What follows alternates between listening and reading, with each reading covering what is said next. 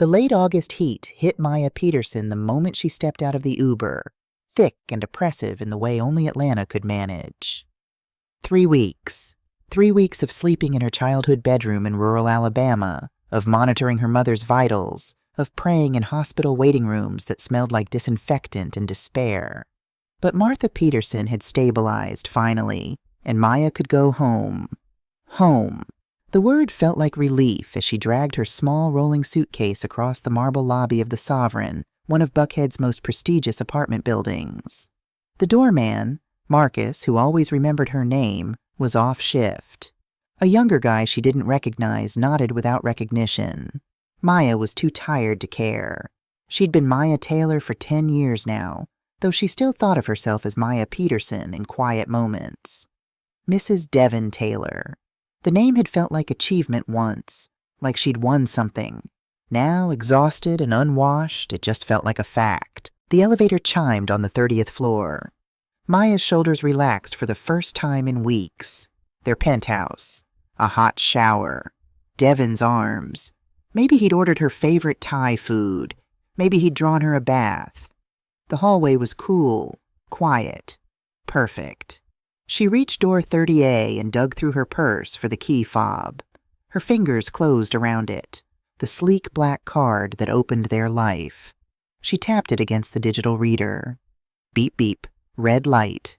Maya frowned. She tried again, positioning the card more carefully. Beep beep, access denied. That's weird, she murmured to the empty hallway. The battery must have died, or the card demagnetized somehow. She pressed the doorbell twice, the familiar two-tone chime she'd heard 1,000 times. Silence, then footsteps, heavy, unhurried. The soft mechanical click of the deadbolt turning from inside. The door swung open.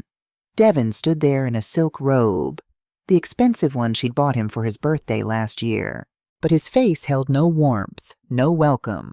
His dark eyes were flat, almost annoyed. "Oh, you're back already." "Already?" Maya's brain stuttered over the word. She'd texted him yesterday with her arrival time. He'd responded with a thumbs-up emoji. "Devon, why isn't my key working?" Her voice came out smaller than she intended. "Because I changed the locks." His tone was casual, like he was discussing the weather. Maya's suitcase handle slipped from her fingers. "You may." "What?" From inside the apartment, a woman's laugh rang out. Bright, young, careless. "Babe, who is it? If it's someone selling something, tell them to kick rocks." The voice hit Maya like cold water. She knew that voice. Not personally, but she'd seen the Instagram post Devon liked at 2 a.m. when he thought she was asleep. Brianna Cole. 26, influencer, 50,000 followers, perfect skin and perfect teeth and perfect everything. Brianna appeared over Devon's shoulder, and Maya's stomach turned to stone. The girl, and she was a girl, barely past 25, wore Maya's silk robe. The ivory one with the embroidered hem that Maya had bought herself as an anniversary gift because Devon had forgotten. Again. Brianna's eyes swept over Maya from head to toe. The wrinkled travel clothes, the unwashed hair pulled into a messy bun, the exhaustion etched into every line of Maya's 38-year-old face. "Oh," Brianna said, her glossed lips curving into something between a smirk and a sneer. "It's not a solicitor. It's the ex-wife." Ex-wife. The words didn't make sense. Maya looked at Devon, waiting for him to correct her, to explain, to do something. "Devon, what is this?" The question came out as a whisper. "Who is she? Why is she in our house? Why is she wearing my—" "Listen, Maya." Devon sighed like she was being tedious. "This is over. We should talk downstairs. Don't make a scene up here." He stepped into this hallway and pulled the door shut behind him, leaving Brianna inside their home, wearing her robe. Devon didn't speak as they rode the elevator down. Maya stared at her reflection in the mirrored walls, a stranger with hollow eyes and trembling hands. The smell of expensive cologne clung to Devon's skin, but underneath it, faint and wrong, was Brianna's perfume. something floral and cloying that Maya would never wear. The elevator chimed. The lobby doors opened to the evening rush, residents coming home from work, a couple laughing by the concierge desk, life continuing as if the world hadn't just collapsed. Devin walked quickly toward a secluded corner near the floor-to-ceiling windows overlooking Peachtree Road. Maya followed, her legs moving on autopilot. "Devin, explain this to me." Her voice shook. "Please." He turned to face her, and his expression held nothing. No guilt, no regret, just cold finality. "What's there to explain? It's over. You and me. Done. Finished." "Just like that?" Maya's voice cracked. "After 10 years? After I took care of your mother when she had her stroke last year? After building everything with you from nothing?" Devin's laugh was sharp and bitter. "Building with me from ground zero? Don't be ridiculous, Maya. I'm successful because of my hard work. You—" He looked at her with something like disgust. "You're just a burden, especially after you spent so much time taking care of your mama in that country town. You forgot your duties as a wife." "My duties?" "Yes," Devin pointed at her like she was evidence in a case he was making. "Look at you. Disheveled. Unkempt. I'm a major developer, Maya. I need a partner on my level, not a housewife who can't even keep herself together." The words hit like physical blows. Maya opened her mouth, but nothing came out. Movement caught her eye. A security guard approached, pushing a small duffel bag, the worn canvas one she'd used when they first moved to Atlanta 10 years ago, when they were young and broke and in love, or when she'd thought they were in love. Devin took the bag and dropped it at Maya's feet. Old clothes spilled out. A wallet. Nothing else. "Those are your things," Devin said flatly. "The rest I threw out." He tossed a manila envelope onto the bag. "Divorce papers. Already signed. There's a settlement inside." His voice was clinical now, like he was explaining a business deal. "All the assets, this penthouse, the cars, the company, everything, it's all in my name. You came into this marriage with nothing. You leave with nothing." Maya's vision blurred. This couldn't be happening. This was a nightmare. She'd wake up in her mother's house in Alabama, and this would all be some fever dream from stress and exhaustion. But the marble floor was solid under her knees as she knelt to gather the spilled clothes. The envelope was real in her hands, and Devin's eyes, when she looked up at him, held no trace of the man she'd loved. "You can't do this," she whispered. "I can. I already have." He glanced at his watch, the Rolex she'd saved for 2 years to buy him. "Sign the papers. If you don't fight me on marital assets, maybe I'll be generous. Give you cash for a bus ticket back to Alabama." People in the lobby were starting to stare. A well-dressed woman whispered to her companion. A man in a business suit shook his head, looking away. Maya felt naked, exposed, humiliated on a level she didn't know existed. "Get out," Devin hissed. "Security." 2 guards approached.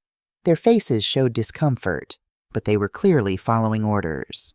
One of them, Rodriguez, who'd always smiled at her in the mornings, couldn't meet her eyes. "I'm sorry, ma'am," he said quietly. "Please don't make this harder." His hand on her arm was gentle but firm. Maya looked back at Devin one last time. "Please," she said, hating the sound of her own begging. "Devin, please." He was already walking toward the elevator. Upstairs, through the glass of the mezzanine railing, Maya could see Brianna's silhouette watching, victorious. The lobby doors hissed shut behind her, separating Maya from 10 years of her life. She stood on the sidewalk as evening traffic roared past on Peachtree Road.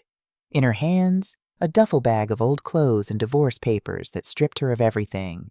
The city moved around her, people rushing to dinner reservations, to happy hour, to lives that made sense. Maya stood perfectly still, and for the first time since the door had opened, she started to cry. Night fell fast in Atlanta. The streetlights flickered on along Peachtree, casting everything in harsh sodium glow. Maya walked without direction, letting her feet carry her away from the sovereign, away from the life she'd known. She ended up at Centennial Olympic Park as the sun bled out behind the skyline. The park was busy with evening joggers, couples holding hands, families with children still hyped up on ice cream. Maya found an empty bench near the fountains and sank onto it. Her phone buzzed. 5% battery. She pulled up her mobile banking app with shaking fingers. Joint account with Devin. $0. Her personal account, the one she'd barely used in years. $47.23. Maya stared at the numbers until they blurred. Devin had cleaned them out.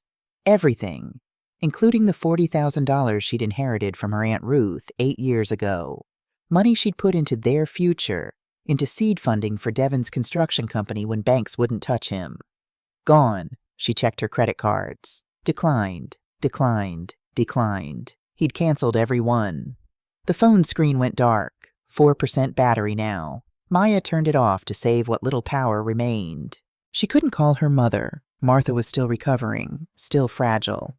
This news would break her. She had no friends in Atlanta, not real ones.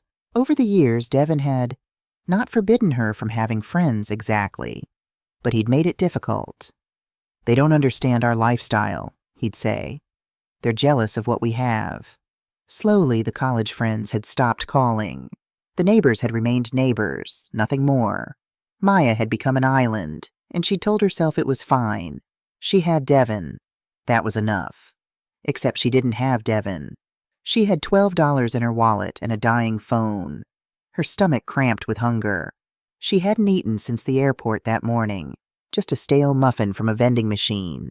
Around her, the smell of food from nearby restaurants made her dizzy. Barbecue, pizza, something sweet and fried. All of it impossibly expensive when you had $12 to your name. Maya pulled her jacket tighter, though the night was warm. She was going to be homeless tonight. Actually homeless.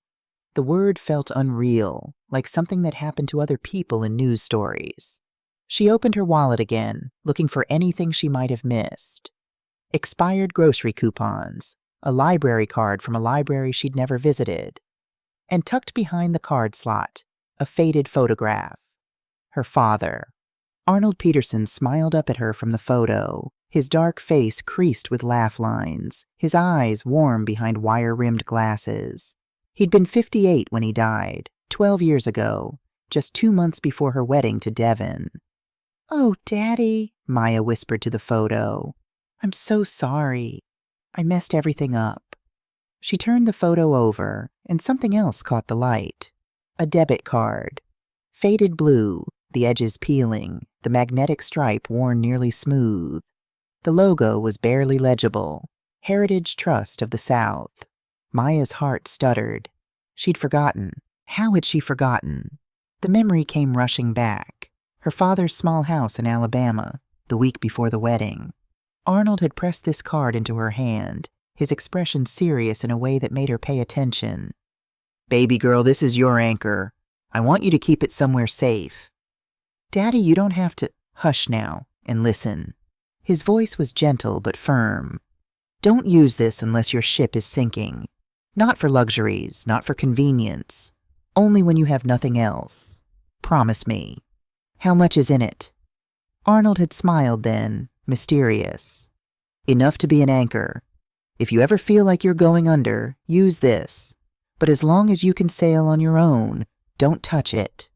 Can you do that for me?" Maya had promised, and she'd kept that promise, tucking the card away and forgetting about it. She'd been so happy then, so sure of her future with Devin. She'd never imagined needing an anchor. Now, sitting on a park bench with nowhere to sleep, the card felt warm in her hands. She had no idea what the balance was. Probably a few $100s from some summer job she'd worked in high school. Maybe 1,000 if she was lucky. Not much, but enough for a bus ticket back to Alabama. Enough to start over.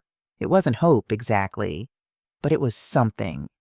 Maya stood, tucking the card carefully back into her wallet. She'd sleep here tonight, on this bench. She'd seen other people doing it, the park's homeless population claiming their spots for the night. She'd become one of them. Tomorrow, she'd go to the bank. Maya didn't sleep. She sat on the bench all night, her duffel bag clutched to her chest, watching the park empty and refill with different people. the late-night crowd giving way to the early morning joggers. By 7:30, she was standing outside Heritage Trust of the South, a small stone building on a side street in downtown Atlanta. The architecture was old, solid, nothing like the modern glass towers that housed the big banks. Her reflection in the darkened window showed exactly what she was, a homeless woman with matted hair and yesterday's clothes, clutching a worn duffel bag. Part of her wanted to call Devin, to apologize for whatever she'd done wrong, to beg him to take her back. The impulse was so strong it made her physically sick. How pathetic was she, that after everything, part of her still wanted him. But a smaller, quieter part of her, the part that sounded like her father, whispered, "Keep your dignity, baby girl. Don't you dare crawl." At 8 o'clock, the bank's lights came on. A young man unlocked the door from inside. Maya took a breath that hurt her chest and walked in. The bank's interior smelled like old paper and furniture polish. Nothing like the sleek modern banks Maya was used to. This place felt anchored in another time. Wood paneling, teller windows with actual brass bars, a grandfather clock ticking in the corner. Maya was the only customer. A young black man behind the customer service desk looked up and smiled. His name tag read Jordan. "Good morning, ma'am. How can I help you today?" His eyes took in her appearance, the rumpled clothes, the exhaustion. But his expression remained professionally neutral. "I need to check a balance," Maya said, her voice rough from not using it all night. "The card is very old. I think I've forgotten the PIN." She slid the faded blue card across the desk. Jordan picked it up, turning it over in his hands. "Wow. Ma'am, this is ancient. This is our old logo from the 90s. Let me see if it's still in the system." He swiped the card, typed on his computer, waited. His eyebrows drew together. He typed again. That's strange." He clicked his mouse several times. "The system is being slow. Let me just..." More typing, more clicking. Then Jordan went very still. His eyes widened as he stared at the screen. He read whatever was there, blinked, and read it again. "1 moment, ma'am." His voice had changed, higher, uncertain. He stood so abruptly his chair rolled backward. "Mr. Hayes!" Jordan's voice cracked across the quiet bank. "Mr. Hayes, I need you right now." An older black man emerged from an office marked branch manager. He was perhaps 50, with silver at his temples and a stern professional bearing. "Jordan, what is the meaning of..." "Sir, you need to see this. Now." The urgency in Jordan's voice made Mr. Hayes move quickly. He came to the desk, looking annoyed, and glanced at the computer screen. His face went pale. For a long moment, no one spoke. Mr. Hayes stared at the screen, then at Maya, then back at the screen. "Mrs. Peterson?" His voice was barely above a whisper. "Maya Peterson?" "Yes," Maya said. Her heart was pounding. "What's wrong? Did my father do something illegal?" "Jordan," Mr. Hayes said sharply. "Close your window. Put up the next window please sign. Take Mrs. Peterson to my office immediately. Don't let anyone see this screen." The words came out like military commands. Jordan obeyed instantly, fumbling with the sign. "Please, ma'am," he said, his earlier professionalism replaced by something like awe. "Come with me." Mr. Hayes's office was small, cramped, lined with filing cabinets. He locked the door behind them and immediately turned on his computer. "Mrs. Peterson, I apologize for the confusion, but you've caught us completely off guard." His hands were shaking slightly as he typed. "When you presented this card, it triggered an alert in our system that I've never seen before in 30 years of banking." "An alert?" Maya's voice was thin. "Do I owe money? Is there debt?" "No, ma'am. Quite the opposite." He turned his monitor toward her. Jordan leaned in, still holding his breath. The screen didn't show a simple balance. It showed a corporate structure diagram, boxes and lines connecting to a central entity labeled Peterson Legacy Trust, LLC. "Ma'am," Mr. Hayes said slowly, "this isn't a personal savings account. This is a master control account for a limited liability company founded by your father, Arnold Peterson, in 1997. Maya's mind went blank. My father was a tobacco broker. He sold produce. That's what he wanted people to know, Mr. Hayes said gently. But according to these records, your father was also a land investor, a very successful one. He clicked a tab. Asset listings appeared. The company legally owns 1,847 acres across South Georgia. Pecan groves, farmland, timber rights. There are also mineral rights to 3 parcels and equity stakes in 4 agricultural cooperatives. The numbers swam in front of Maya's eyes. Acres, stakes, rights. But the most unusual part, Mr. Hayes continued, is this. He opened a document.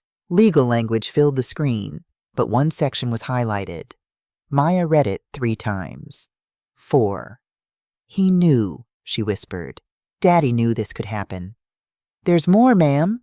Mr. Hayes opened a drawer and pulled out a sealed envelope, thick and yellowed with age. Your father left this with instructions that it could only be opened by you, and only after the trust activated. With trembling hands, Maya broke the seal. Inside was a single sheet of paper, covered in her father's careful handwriting. My dearest Maya, if you're reading this, 2 things are true. I'm gone, and you're in trouble. Baby girl, I was more than a tobacco broker. I was a land investor. Not the flashy kind, but the patient kind. I bought what others overlooked. Rural acres near growing cities. Farmland in the path of progress. Bit by bit, year by year. I never told you because I didn't want money to change you. You have your mother's soft heart. It's your greatest strength and your biggest vulnerability. I feared wealth would attract the wrong man, or poverty would trap you with one. So I built this clause. Forgive an old man's paranoia, but I've seen too many good black women ground down by husbands who took everything. The trust activates only when you need it most, not before. I don't know what brought you to this moment, but I know my girl. You're probably crying. You're probably thinking you failed. You didn't, baby. You survived. That's enough. Now don't cry. Don't beg. Don't shrink. Build something that matters. Make them regret underestimating you. Your ship is sinking? Good. Now you can use your anchor. I love you forever, Daddy. The tears came hard and fast. Maya pressed her father's letter to her chest and sobbed. For him, for herself, for the decade she'd lost, for the man who'd loved her enough to plan for her rescue 12 years after his death. When she could finally speak, she looked at Mr. Hayes through blurred vision. Is this real? We'll need to run a full title verification, but based on preliminary records, yes, ma'am. It's very real. How much? Her voice was barely a whisper. How much is it all worth? Mr. Hayes hesitated. A conservative estimate, assuming basic agricultural use, 4 to 5 million. If developed strategically, he trailed off. Considerably more. The park bench, the $12, Devon's contempt. All of it felt very far away now. Maya wiped her eyes with the back of her hand. She sat up straighter. When she spoke again, her voice was steady. Mr. Hayes, I need 3 things. Of course, ma'am. Anything. First, I need cash. Enough for a hotel and some basic necessities. I don't have $1 to my name. Jordan, Mr. Hayes said immediately, prepare a withdrawal from the trust's operating account. 5,000 should suffice? Yes, sir. Jordan practically ran from the office. Second, Maya continued, I need a recommendation for a business consultant. Someone who specializes in legacy assets. Someone good. Mr. Hayes nodded slowly. I know someone. His name is Marcus Williams, Harvard MBA. They call him the architect because he rebuilds failing companies. Very expensive, but very good. Set up a meeting. And the third thing?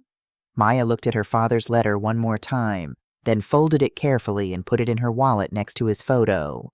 I need time to think. Of course. Mr. Hayes stood, extending his hand. Mrs. Peterson, on behalf of Heritage Trust, welcome. Your father was a remarkable man. Maya shook his hand. Her grip was firm. Yes, she said quietly. He was.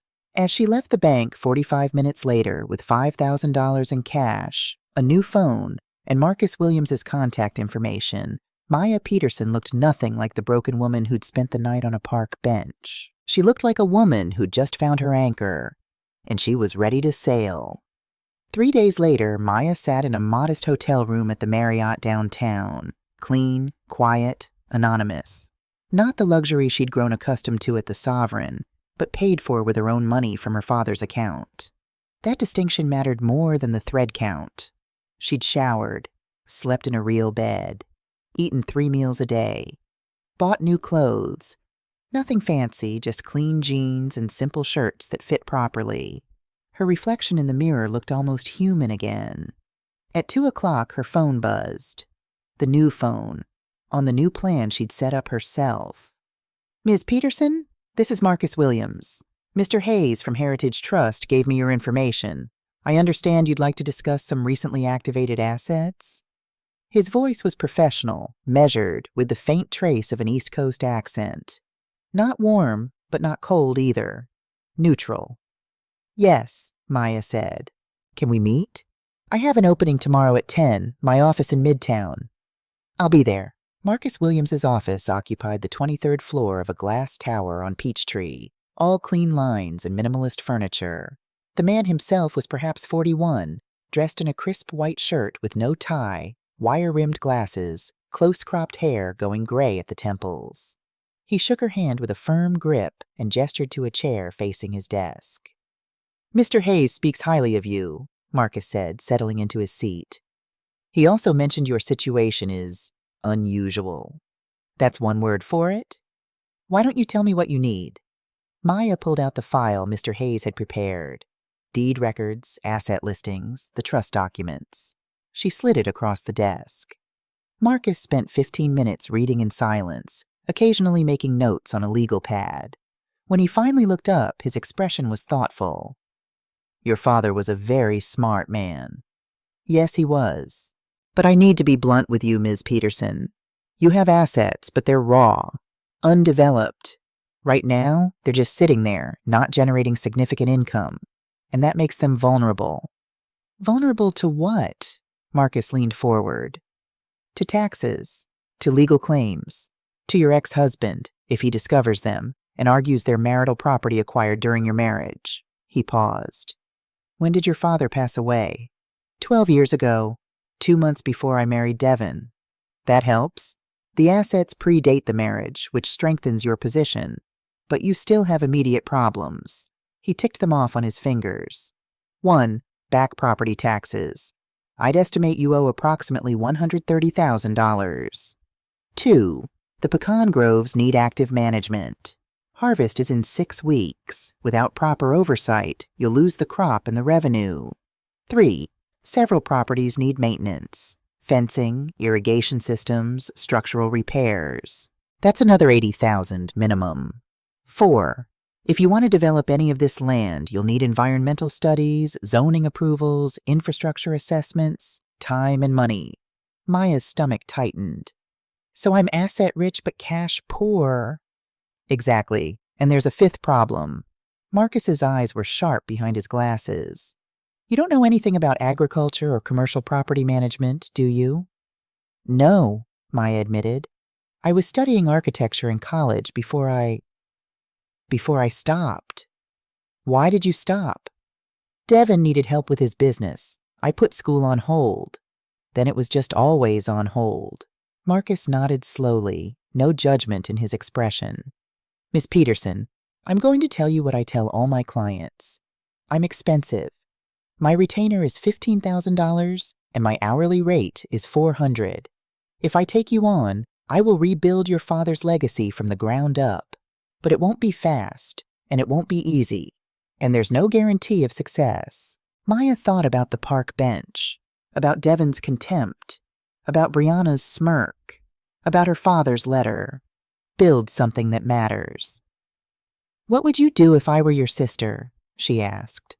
Marcus blinked, surprised by the question. Then a faint smile touched his lips. "If you were my sister, I'd tell you to move fast and smart. Pay the back taxes immediately using an emergency line of credit. Hire a property manager for the groves, someone local who knows the business. Form a new LLC to shield the assets legally. Stay invisible while you get your house in order. And most importantly, he leaned back in his chair. I tell you not to think about revenge yet. Build power first. Revenge is expensive. Maya felt something settle in her chest. This man wasn't offering false hope or easy promises. He was offering truth. I want to hire you, she said. You're sure? No, but I'm doing it anyway. Marcus extended his hand across the desk. Then let's get to work. The law offices of Sterling and Associates smelled like old books and new money. Maya signed so many documents her hand cramped. Trust amendments, LLC formation papers, tax payment agreements, power of attorney forms. What does this one mean? She asked for the dozenth time, pointing to a clause dense with legal jargon. The attorney, a sharp-eyed woman named Lisa Chen, explained patiently. Again. Marcus sat beside Maya, occasionally interjecting, translating the legal speak into plain English. After 3 hours, Maya's head throbbed. I can't do this, she said that evening, alone in her hotel room. The documents covered the bed like accusation. I don't understand half of what I'm signing. What if I'm making terrible mistakes? She picked up her phone to call Marcus, then stopped. Put it down. Picked it up again. Finally, she called. I'm drowning, she said when he answered. I don't know what I'm doing. Nobody does at first, Marcus said. His voice was matter-of-fact, not condescending. You're learning a new language. Give yourself time. What if I don't have time? Then you learn faster. Miss Peterson, can I tell you something? Yes. I've worked with a lot of people who inherited wealth. Most of them either squander it or let others manage it while they play rich. You're not doing that. You're actually learning. That puts you ahead of 90% of heirs I've met. Maya wiped her eyes. I'm not my father. He knew what he was doing. No, you're not him. You're you. That might be better. After they hung up, Maya went back to the documents. Read them slower this time. Started making notes in the margins, writing down words to look up later. Easement, encumbrance, fiduciary duty, learning. You need new clothes, Marcus said bluntly when she met him at a coffee shop to review the week's progress. Maya looked down at her jeans and simple blouse. What's wrong with these? Nothing, if you're going to the grocery store. But if you're going to be CEO of Peterson Legacy Holdings, you need to look the part. People make judgments in the first 3 seconds. Fair or not, that's reality. He handed her a business card. This is Veronica, personal shopper. Tell her I sent you. She'll set you up with a professional wardrobe without bankrupting you. Maya bristled. I don't need someone to dress me like a doll. No, you need someone to dress you like a CEO. There's a difference. She almost argued. Then she remembered Devon's words, disheveled, unkempt. Fine, she said. I'll call her. Veronica met her at a boutique in Virginia Highland, a tall black woman with silver locks and an assessing eye. Marcus says you're building an empire, Veronica said, circling Maya like a sculptor examining marble. What kind of empire? I'm not sure yet. Then we'll dress you for possibilities. Veronica pulled items from racks with decisive efficiency. Tailored, professional, but not corporate robot. Strong colors. Navy, burgundy, forest green. Nothing apologetic. In the dressing room, Maya tried on a navy blazer that fit her shoulders perfectly. Paired with tailored gray pants and a silk blouse, she looked different, sharper, older, but in a good way. I look like someone who knows what she's doing, Maya said, surprised. Good, Veronica said. Fake it till you make it, honey. But you need one more thing. She handed Maya a pair of tortoiseshell reading glasses. I don't need glasses. They're not prescription, but they make you look smarter. Trust me. Maya put them on and looked in the mirror. The woman looking back was a stranger, confident, composed, formidable. Maybe this was who she could become. That same week, she cut her hair, not drastically, but enough to feel different. Her natural curls, which she'd been straightening for years because Devon preferred it smooth, were shaped into a short, elegant style that framed her face. At night, she studied. agricultural business journals, property management textbooks. She made flashcards of terms she didn't know and tested herself over breakfast. She was exhausted, but she was learning. Ms. Peterson, this is Luther Williams. He managed these groves for your father 20 years ago. He's willing to come out of semi-retirement if the terms are right. Luther was a man in his 60s, weathered like old leather, with careful eyes and strong handshakes. They met at the property itself, Maya's first visit to the land that was supposedly hers. 1,847 acres. It was almost incomprehensible standing at the edge of it. Rows of pecan trees stretched toward the horizon, fields of red Georgia clay, patches of pine forest, more land than she could see from one vantage point. Your daddy was good people, Luther said, walking beside her down a dirt road between the groves. Quiet man, but sharp. Fair to his workers. Never cheated nobody. What happened after he died? Maya asked. Property management company took over. They kept things running barely. But they didn't care about the land, just minimum maintenance to satisfy the trust requirements. Trees haven't been pruned proper in 5 years. Irrigation systems got leaks. Storage barns got a roof problem. Maya felt overwhelmed. I don't know how to fix any of that. That's why you hire people who do, Luther said. I can manage the day-to-day if you give me a crew and a budget. But you gotta make the big decisions, ma'am. That's the owner's job. What's the first big decision I need to make? Luther pointed to the eastern section. Those 50 acres there. Soil's played out for pecans, but it's perfect for blueberries. We could diversify, bring in revenue during different seasons. But that means investment. New plants, irrigation, labor. How much? $40,000 to do it right. More if you want organic certification, which I recommend. Market's growing for organic. Maya felt the familiar panic rising.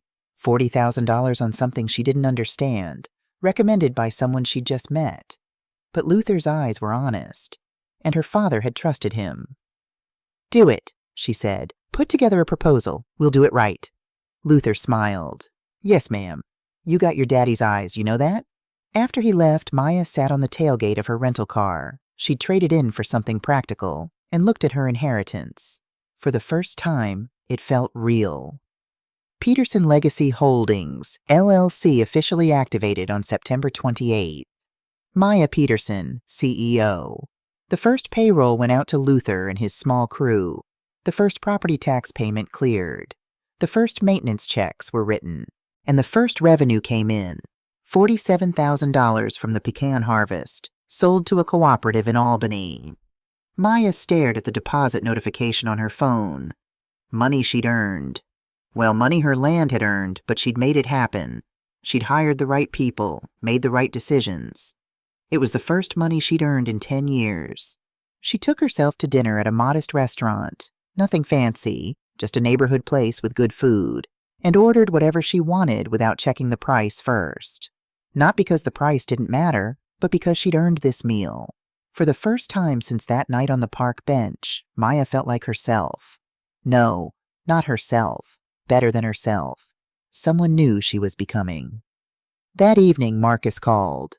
I need to show you something, he said. Can you come to my office tomorrow morning? What is it? There's buzz in the Atlanta development community. Someone's trying to buy large parcels of land in South Georgia for a major resort project. They're offering 40% over market value to sellers. Maya's stomach tightened. Who? The name's being kept quiet for now, but the project is called Taylor Pines Resort. The phone nearly slipped from Maya's hand. Taylor, Devon's last name. He's looking for my land, she whispered. That would be my guess. And Ms. Peterson? He doesn't know you own it. Maya's heart was racing, but her voice came out steady, cold. Good, she said. Let's keep it that way. Maya spent 3 days debating. Marcus offered to set up the meeting, to create the perfect trap, to let Devon walk right into it without knowing. But part of her hesitated. What if seeing him made her weak? What if those 10 years of conditioning, of believing he was smarter, more capable, more important, what if all that came rushing back the moment she saw his face? What if she crumbled? On the third night, she pulled out her father's letter and read it again. Don't beg, don't shrink. Make them regret underestimating you. Okay, Daddy, she said to the empty hotel room. Okay, she called Marcus. Set up the meeting. I'm ready. Marcus sent the official inquiry from Peterson Legacy Holdings. Interested in development proposal for South Georgia properties. Request formal presentation. Devin's response came within 2 hours. Eager, almost desperate. The meeting was scheduled for Thursday afternoon at Marcus's office. Maya arrived early. She wore the navy suit Veronica had chosen, her hair perfect, minimal makeup but professional. The reading glasses perched on her nose. She looked at her reflection in the elevator's mirrored walls and barely recognized herself. Good. Marcus's conference room was all glass and chrome, with floor-to-ceiling windows overlooking Midtown Atlanta. Maya took the seat at the head of the long table, the power position. You don't have to do this, Marcus said quietly. I can handle the meeting alone. No, Maya said. I need to do this. At 2 p.m. exactly, the receptionist buzzed. Mr. Taylor and his architect are here. Send them in. The door opened. Devin walked in first, and Maya's breath caught despite herself. He looked the same. Expensive suit, confident swagger, that smile that used to make her heart skip. Behind him came a young woman carrying portfolio cases. Not Brianna. Someone new already. The woman touched Devin's arm, familiar, possessive. Maya felt nothing. No, that wasn't true. She felt cold satisfaction. Devin's eyes swept the room looking for the CEO. They passed right over Maya without recognition. She was just someone's assistant, surely there to take notes. Marcus Williams? Devin extended his hand to Marcus. Devin Taylor, Taylor Construction. This is Jennifer, my architect. Where's your CEO? Mr. Peterson, wasn't it? Ms. Peterson, Marcus corrected, not shaking his hand. And she's right there. Marcus gestured to the head of the table. Devin turned. His eyes met Maya's. For 3 full seconds, he didn't recognize her. His brain couldn't process the woman in the power suit with the sharp haircut and the cold eyes as his ex-wife. Then understanding crashed over his face like a wave. His mouth fell open. The color drained from his cheeks. Maya? It came out as a croak. Maya didn't stand, didn't smile, just looked at him with the same neutral expression she'd give any business associate. Hello, Devin. Please sit down. Her voice was steady, professional, utterly devoid of emotion. I understand you have a proposal for my land. Devin stood frozen. Jennifer looked between them, confused. This is... Devin struggled for words. How did you... Sit down, Mr. Taylor, Marcus said coldly. You have 20 minutes to impress us. Devin sank into a chair like his legs had given out. Jennifer sat beside him, still bewildered. Maya removed her glasses, cleaning them with a cloth from her pocket. The gesture gave her something to do with her hands so they wouldn't shake. Your proposal, Mr. Taylor. I'm waiting. Devin had prepared a pitch. Maya could see the moment he tried to pull himself together, tried to access his professional persona. He opened his laptop with trembling hands. The Taylor Pines Resort is an exclusive eco-luxury destination. 500 rooms, championship golf course, spa facilities, farm-to-table restaurants featuring local Georgia ingredients. His voice gained confidence as he fell into familiar territory. Jennifer pulled up architectural renderings on the screen. Elegant buildings nestled in pine forests. A lake with paddle boats. It was beautiful, Maya had to admit. We're projecting $200 million in total development costs, with revenue potential of $40 million annually within 5 years. But the key is securing the right land. We need approximately 800 contiguous acres. And your offering? Marcus asked. $6 million cash for 800 acres. That's 40% over current market value for agricultural land in the region. Marcus made a note on his legal pad. Our preliminary assessment values that land at $9 to $12 million if properly developed. Why would we accept 6? Devin's jaw tightened, the first flash of his old arrogance. Because development takes capital you don't have. I'm offering cash now. Otherwise, you watch your land sit there producing minimal income for years. Maya spoke for the first time since telling him to sit. You seem very confident about our financial position, Mr. Taylor. How do you know what capital we have or don't have? Devin looked at her directly now, and she saw the calculation in his eyes. He thought he knew her, thought he could manipulate her. Maya, Ms. Peterson. He tried a softer tone, the one he used to use when he wanted something. Look, I know things ended badly between us, but this is business. We can both win here.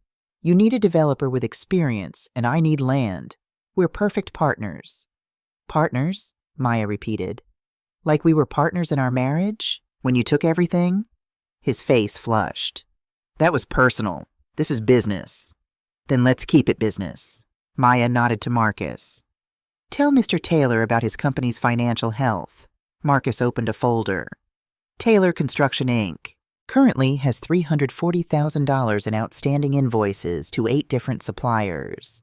Payments overdue 90 to 120 days. Additionally, you're personally guarantor on $1.2 million in business loans coming due in 6 months. Devin's face went white. How did you— That's private. Nothing's private in business, Mr. Taylor, Marcus said. Due diligence is standard practice. Maya watched the truth settle over Devin's features. He wasn't here because he was thriving. He was here because he was desperate. Taylor Pines wasn't ambition. It was a life raft. You're drowning, Maya said softly. This project isn't about growth. It's about survival. Devin's mask shattered.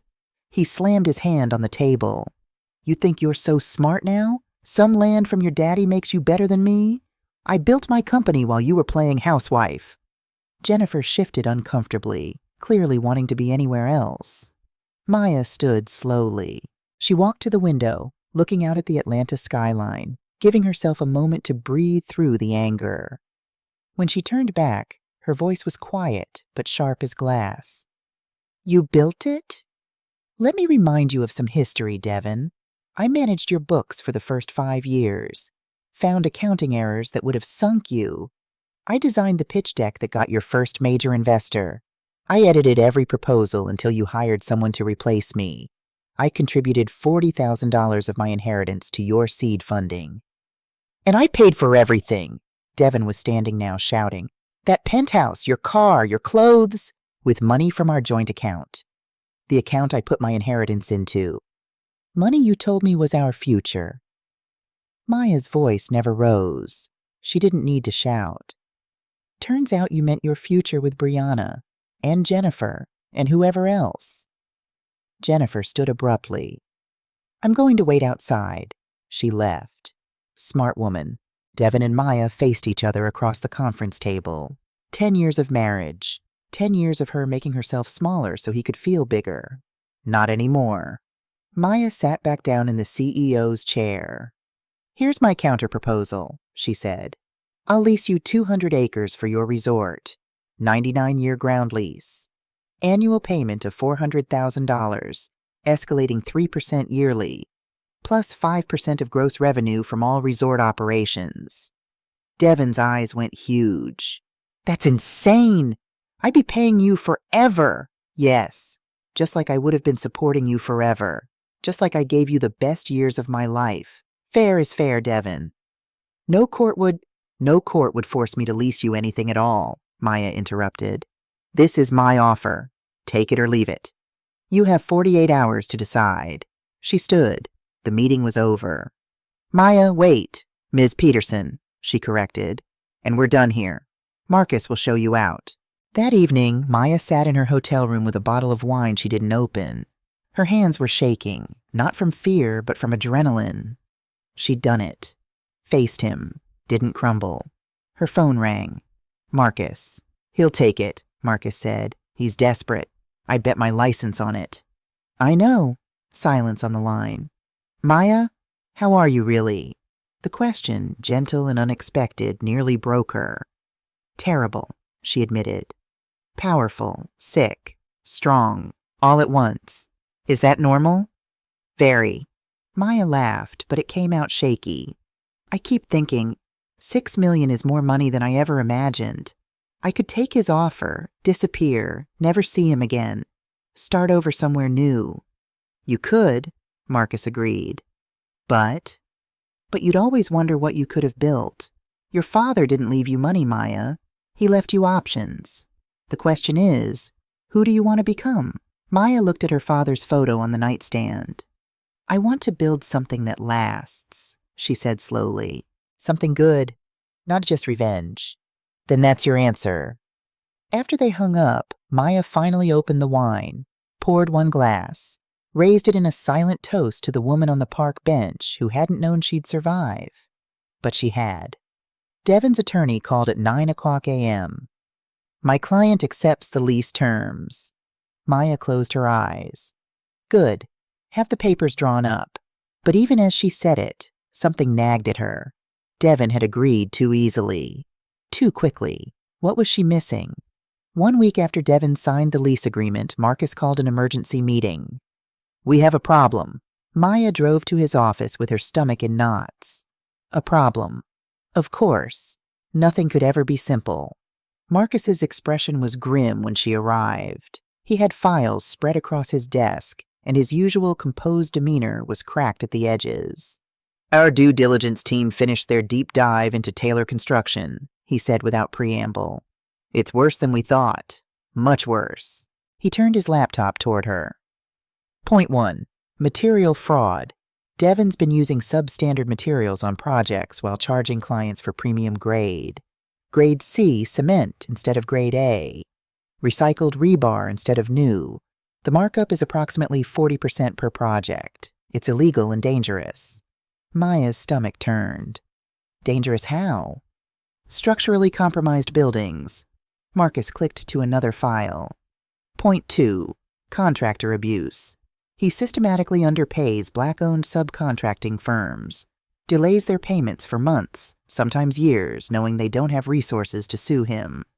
The list of names on the screen made Maya's heart ache. Small businesses, people trying to survive. And point 3. Marcus's jaw tightened. 3 buildings with serious code violations that he covered up, but this is the worst. He pulled up inspection reports. An affordable housing complex called Riverside Towers. Foundation cracks. Structural instability. The building inspector flagged it 8 months ago as potentially dangerous. Devin buried the report. Paid off the inspector to keep quiet. Maya, there are 47 families living in that building right now, including children. The room tilted. Maya gripped the edge of the desk. If that building fails, she whispered, people die. For a long moment, neither of them spoke. Maya stared at the inspection reports, at the photos of cracks in concrete, at the list of residents, names, ages, children's ages. The Johnson family, 3 kids under 10. The Chen family, elderly couple on fixed income. The Martinez family, single mother with twins. What are my options? Maya asked. Marcus leaned back in his chair. Legally, you could report him. Send this to the city building inspector, the news media, the district attorney. Devin would be arrested, likely face 5 to 7 years in prison. Justice served. But if he's arrested, Taylor Pines dies. Your lease agreement becomes worthless. You lose the revenue stream. And you'll be tied to him in court battles for years. He'll claim you sabotaged him, that you knew about this when you made the lease deal. It'll be messy, expensive, and very public. Maya felt sick. So my choice is profit or safety. I'm not saying that that's exactly what you're saying. Maya stood, pacing to the window. I can keep the lease, take his money, and turn a blind eye while 47 families live in a building that might collapse. Or I can do the right thing and lose everything I've built. Not everything. You still have the land, the other revenue streams, but not justice, not revenge, not the satisfaction of watching him pay. Maya's voice cracked. After everything he did to me, I finally have him exactly where I want him. And you're telling me I have to let him go? Marcus said nothing, because there was nothing to say. Maya drove back to her hotel in a daze. In the passenger seat sat copies of the inspection reports, Evidence, proof, power. She could destroy him with these documents. But 47 families would still be living in an unsafe building until the city evacuated them. Until she reported it, they were in danger. Every day she waited was a day someone could get hurt. In her hotel room, Maya laid out the documents on the bed. Beside them, she placed her father's letter. Build something that matters. Was revenge something that mattered? Or was it just empty? She picked up her phone 5 different times to call Marcus, to tell him to do it, to report Devin, to hell with the consequences. Each time she put the phone down. What would her father do? She remembered Arnold working with contractors on their old house in Alabama. Remembered him saying, "A man's character isn't what he builds, it's what he builds it with." Devin had built with lies, with exploitation, with materials that could kill people. At midnight, Maya finally made the call. "Marcus, report him." "Maya, are you sure? You understand what this means?" "I understand. I lose the lease. I lose the leverage. He might even sue me, but I can't let people get hurt just so I can have my revenge. That's not who I want to be." Silence on the line. Then, "Your father would be proud." "I hope so," Maya said, "because it's the most expensive decision I've ever made." The news broke on a Friday morning. Taylor Construction under investigation for fraud and safety violations. Riverside Towers evacuated, 47 families displaced. Developer Devin Taylor arrested on multiple charges. Maya watched the news in her hotel room, her coffee growing cold in her hands. They showed footage of Devin in handcuffs being led into a police car. His face was a mask of rage and disbelief. They showed footage of families leaving Riverside Towers with hastily packed bags, children crying, elderly residents looking lost. They showed the cracks in the foundation, the proof of fraud. The inspector who'd accepted bribes, now under arrest himself. Maya's phone rang. "Marcus, it's done," he said. "Taylor Pines is officially dead. Your lease is void. Devin's being held on $2 million bail, which he can't make. The DA is talking about 15 counts total." "And the families from Riverside?" "The city's placing them in temporary housing. Several nonprofits are stepping up to help. They're safe, Maya, because of you." Maya closed her eyes. "I did the right thing." "Yes, you did." "It doesn't feel like winning." "The right thing rarely does. Not immediately." After they hung up, Maya sat in silence. She'd given up guaranteed income to save people she'd never met. She'd sacrificed revenge for ethics. Devin was going to prison, but not because she'd destroyed him, because he'd destroyed himself, and she'd simply told the truth. Was that enough? She looked at her father's photo. "I hope this is what you meant, Daddy," she whispered, "because I just gave up everything to do it." But that night, for the first time since the park bench, Maya slept soundly, because she could look at herself in the mirror, and that, she was learning, was worth more than revenge. 2 weeks after Devin's arrest, Maya sat in the small office she'd rented in a converted warehouse in College Park. Nothing fancy, just a desk, 2 chairs, and a window overlooking the railroad tracks. But it was hers. The lease money was gone. The revenge was over, and she had no idea what came next. Luther knocked on her door frame. "Ms. Maya, got a minute?" "Of course." He settled into the chair across from her, his weathered hands folded in his lap. "I've been thinking. Your daddy, he didn't just own this land. He was part of the community around it. You should meet the folks who live near the properties." "Why?" "Because they knew him, and they need to know you." The following Saturday, Luther drove her to a small church in South Georgia, where the community gathered for a potluck after services. Maya felt out of place in her tailored suit among these people in their Sunday best, carrying casserole dishes and sweet tea.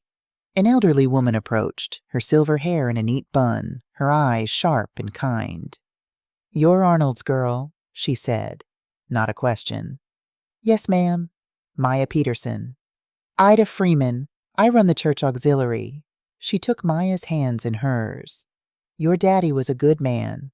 A quiet man, but good. You know what he did for us?" Maya shook her head. Over the next hour, Ida and others told her stories Maya had never heard. How Arnold had given the Johnson family a cottage rent-free for 2 years after their house burned down. How he'd sent materials to rebuild the church roof after it collapsed, no charge. How he'd quietly paid property taxes for elderly residents who couldn't afford them, never asking for recognition. "He never told me," Maya said, her throat tight. "He wouldn't," Ida said. "That wasn't his way. But baby, we're being pushed out now. Developers buying up land, raising prices. This community's been here 100 years, and we're losing it piece by piece." Maya looked around the small church, at the families, the children, the elderly folks who'd built their lives here. She thought about luxury resorts and wealthy vacationers, about profit margins and return on investment. Then she thought about her father's letter. Build something that matters. What if, Maya began slowly, the idea forming as she spoke, what if instead of selling to developers, I built something for you? Affordable housing, real jobs, a community center. Ida's eyes filled with tears. Baby, that would be a miracle. But that kind of project, it takes money, time, and no offense, but you're one woman. "I know," Maya said, "but I have to try." Marcus was skeptical when she pitched the idea. "Community development is the slowest way to build wealth," he said, pulling up financial projections. "You could sell to developers, make millions in 2 years. This plan? 10 years minimum to see significant return." "I know.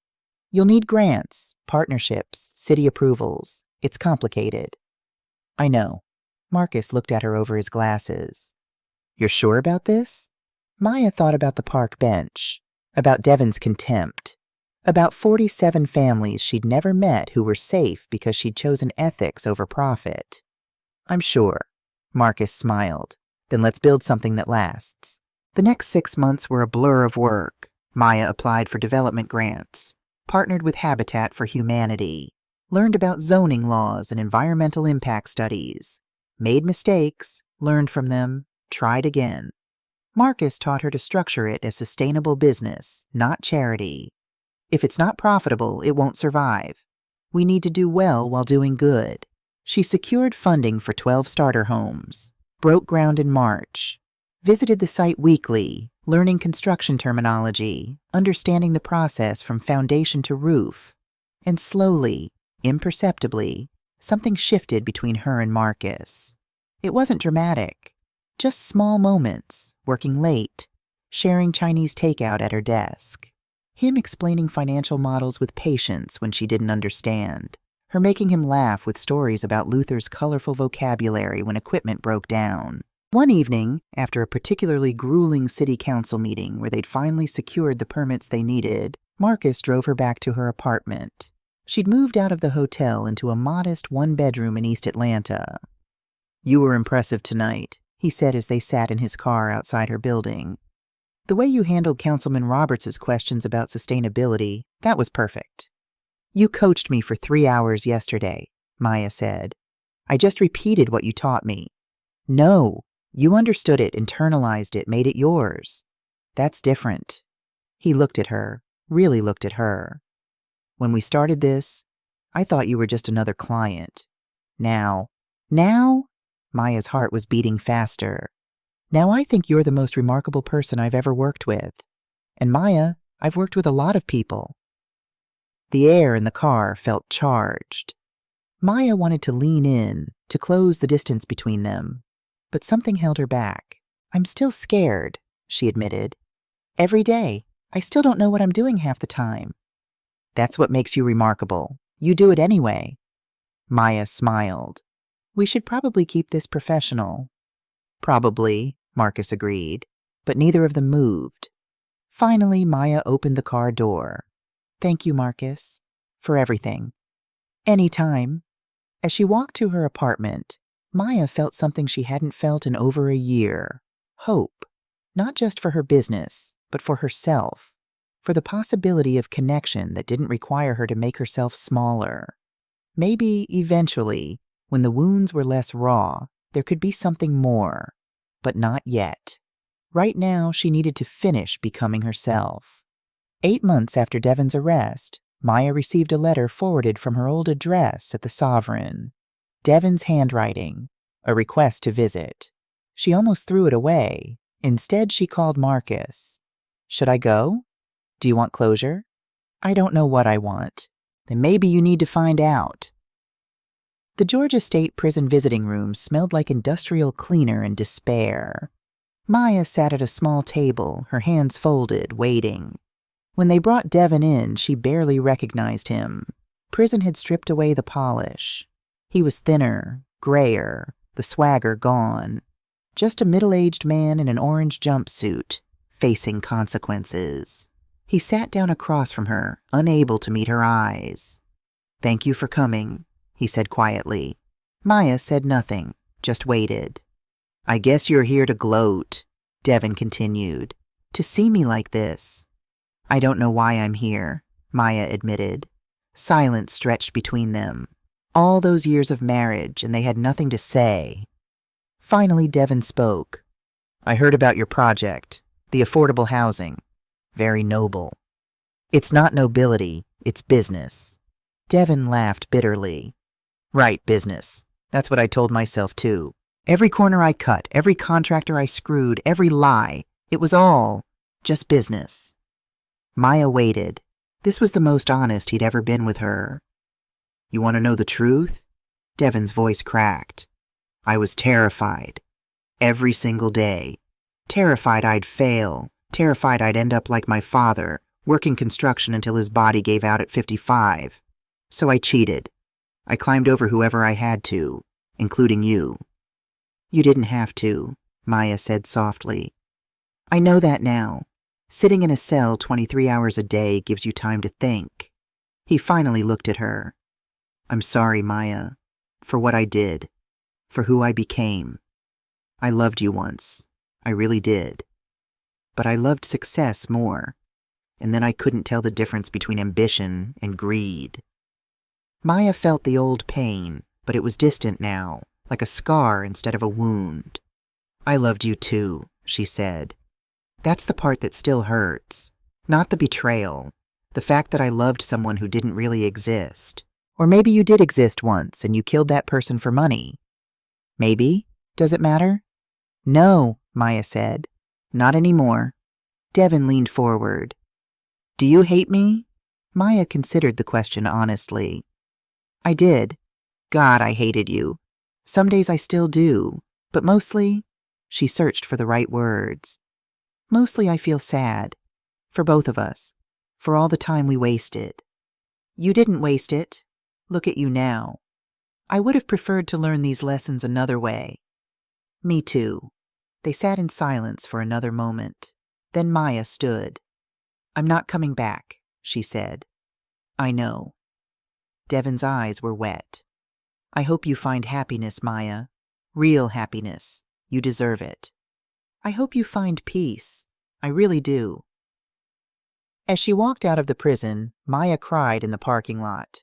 Not for Devon, but for the woman she'd been who thought she needed his approval to exist. For the years she couldn't get back. For the marriage that was always an illusion. But then she wiped her tears, got in her car, and drove toward her life. The chapter was closed. Maya stood in front of the Arnold and Maya Peterson Community Center, watching families arrive for the grand opening. The building was modest but beautiful. Brick and glass, solar panels on the roof, a community garden already flourishing beside it. 45 families now lived in Peterson Legacy Community Homes. The agricultural co-op had 32 members and was turning a profit. The medical clinic, partnered with Grady Hospital, served the whole region. It wasn't a luxury resort. It would never make her as wealthy as Devon's plan might have, but it was real, and it would last. Luther stood beside her, wearing a suit jacket over his work shirt. "Your daddy would be proud, Ms. Maya, not because you're successful, because you're good." "I hope so," Maya said. Martha Peterson, recovered from her illness, touched her daughter's arm. "I know so, but baby, are you proud?" Maya considered the question. A year ago, she'd been homeless, broken, lost. Now she was CEO of a growing company. She'd built homes, created jobs, served her community. She'd faced her ex-husband and walked away with her dignity intact. "I am," Maya said, "not because of what I built, because of who I became." "I like her." Finally. "What about Marcus?" Martha asked with a knowing smile. "I see how he looks at you." Maya glanced across the courtyard where Marcus stood talking with Ida Freeman, both of them laughing. Over the months, their professional relationship had deepened into friendship, and friendship into something more. They were taking it slow. She was in no hurry anymore. "We're good," Maya said. "Really good." The ceremony was simple. Ida spoke about community and resilience. Maya gave a short speech about her father's quiet legacy and second chances. When she unveiled this plaque, Arnold and Maya Peterson Community Center, where anchors become wings, the crowd applauded, and Maya felt her father's presence like a warm hand on her shoulder. That evening, Maya sat on the porch of her small house, modest, paid for in cash, built on a corner of her land. Marcus brought sweet tea and settled into the chair beside her.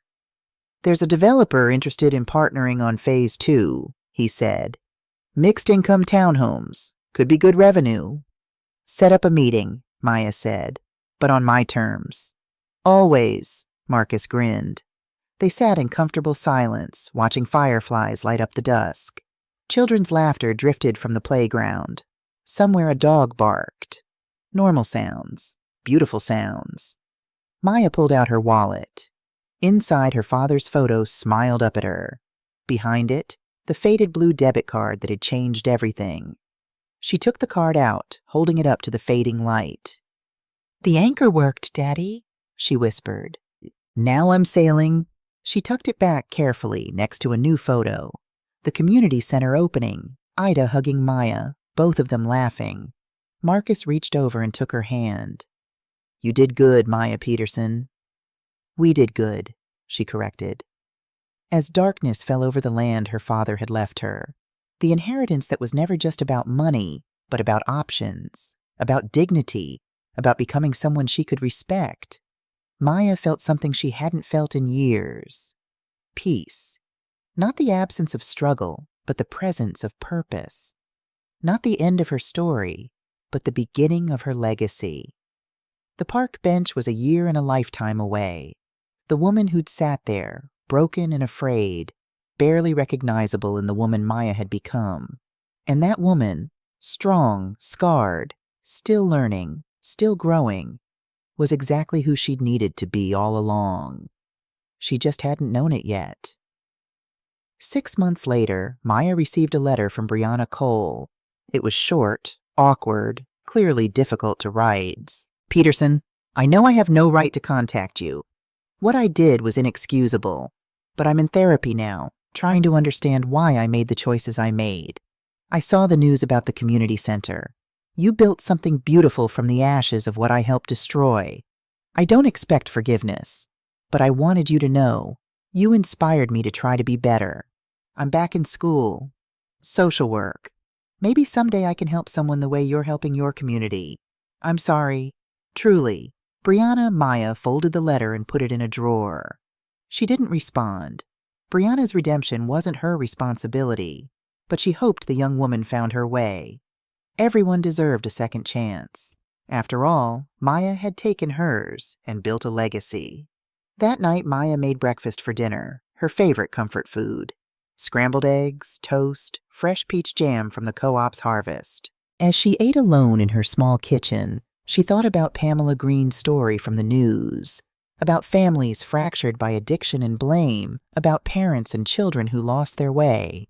She wrote a check, $10,000 to a local addiction recovery center. The note read, "In honor of all the parents who did their best, and all the children who lost their way, may they find their anchors." The next morning, Marcus picked her up early. They had a meeting with city planners about Phase 2, then lunch with Luther to discuss expanding the blueberry operation, then the co-op's quarterly review. Her calendar was full. Her life was full. And for the first time in 10 years, Maya Peterson was full too. Not with someone else's dreams, but with her own. Not with fear and smallness, but with purpose and possibility. She'd fallen from a penthouse to a park bench, and she'd risen to build something that mattered. The inheritance wasn't the land. It was the choice to become herself.